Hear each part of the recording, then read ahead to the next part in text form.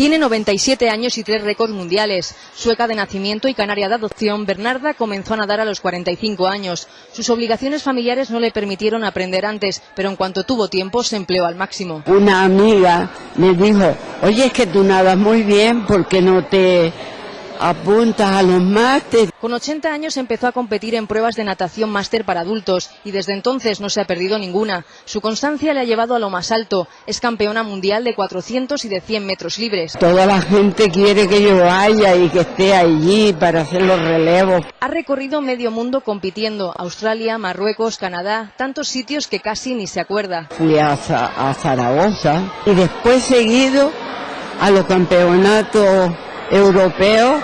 Fue en Alemania. Para Bernarda la natación lo es todo, pero le gustaría contar con el apoyo de su familia. Ellos me dicen que dónde voy, que estoy loca, que me va a pasar algo. Lo que tiene claro es que nadie romperá su sueño.